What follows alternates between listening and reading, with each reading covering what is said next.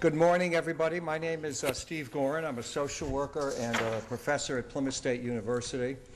And I'd like to welcome you to this nonpartisan, issue-focused press conference. We're here today as individuals and representatives of organizations in conjunction with the National Committee to Preserve Social Security and Medicare and Engaging New Hampshire to highlight the dangers of privatization and urge candidates from both parties to state where they stand on this critical issue.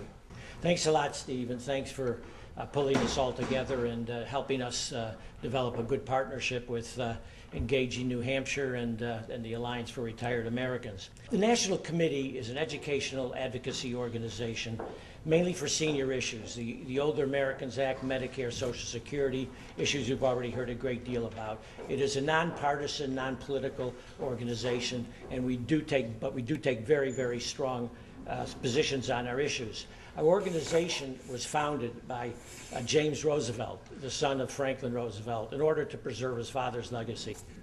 The National Committee, we sell no products or services of any kind. We depend entirely on our membership. We don't want to be compromised in any way. We have over 3 million members and supporters throughout the United States and over 16,000 here in New Hampshire. All the privatization schemes basically don't work because they depend on borrowing huge amounts of money from the federal treasury in order not to reduce benefits or to raise taxes. But they're basically all the same, and they just don't work. Now, this borrowing, of course, must be paid for by our children. It must be paid for by our grandchildren for many, many generations. We're talking about trillions and trillions of dollars. If we go the privatization route, we would be trading a guaranteed benefit for a very, very risky gamble. So it's up to everybody to find out how their congressmen, representatives, everybody running for public office stands on the issue of privatization. You call them up, you look up their website, but it's important before you vote, before anybody votes, that they understand where they stand on privatization, because that's going to make a big difference in their lives. Private accounts, personal accounts, whatever they call them, they're a bad deal for retirees, children, and minorities. But finally, though, let me say that privatization essentially breaks the historic covenant of caring between the generations that have kept millions and millions of people out of poverty. Privatization destroys that vital lifeline to millions of American families who struggle every day to survive in these and other tough economic times. Privatization is a bad deal for people in New Hampshire, and it's a bad deal for America. Thank you. Thank you all for being here, and thank you, Steve, and all of you who organized this press conference today. This is the time of year when people running for office like me go door to door a lot. And the news this year for candidates like me is that the electorate is incredibly engaged and incredibly worried. I have gone from door to door to door being greeted by people who are either retirees or on the verge of retirement. One woman said to me the other day, "I'm in my early 60s. I don't have time for the stock market to recover."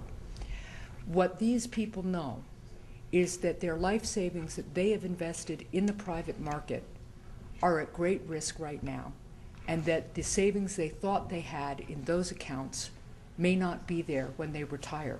What they do know is that Social Security, as it's currently structured, will be there for them. This is something they can count on.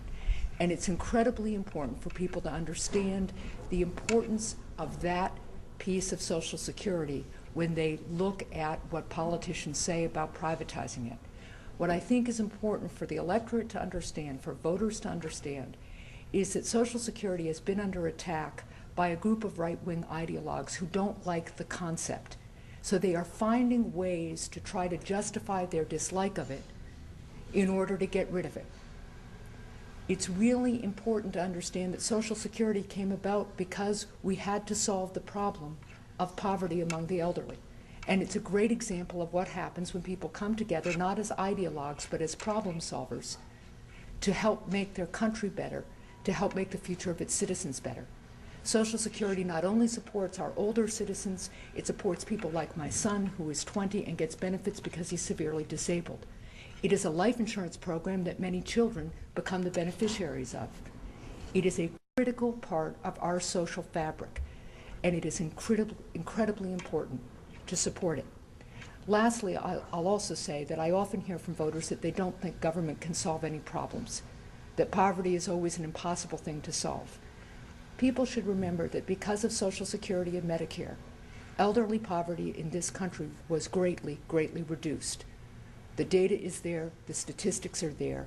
This is in fact a great example of the way we can solve problems, we can address poverty when we come together to do it.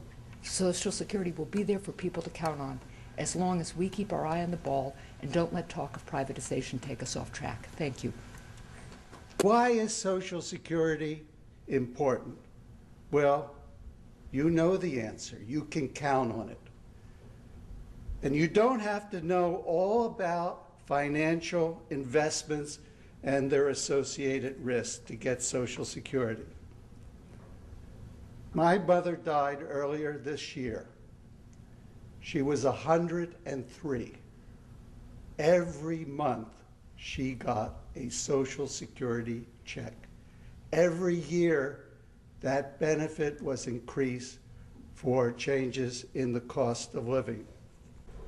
And now, as many conservatives, I'm afraid many economists, and the financial securities industry wants to do is take your payroll taxes to fund individual retirement accounts. Remember in 2005 when President Bush traveled all over the United States to promote privatizing Social Security?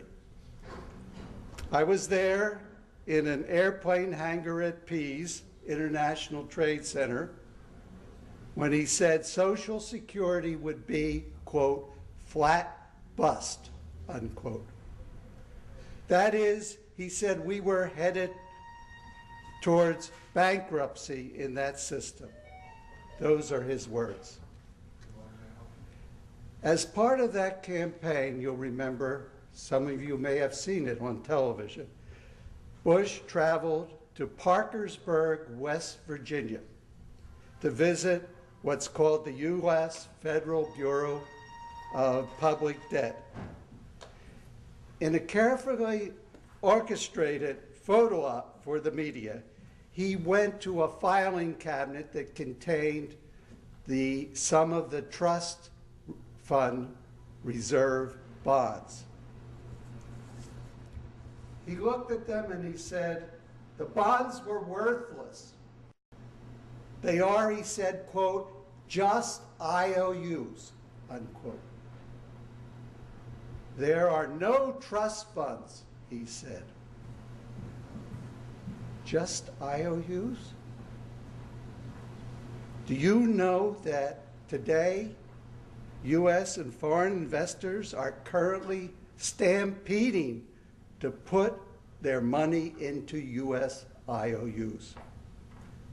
They're called U.S. Treasury bonds, and they are no different than the pieces of paper in that filing cabinet in Parkersburg, West Virginia. So given a choice, which would you prefer, investing your retirement money in private securities or paying into the Social Security trust funds? Most people do both, but I bet most seniors and baby boomers today are glad that they can count on Social Security. And I think, and I hope, that next year both Republicans and Democrats will sit down and figure out how to be sure that Social Security is adequate and fully funded for people in generations to come. Thank you.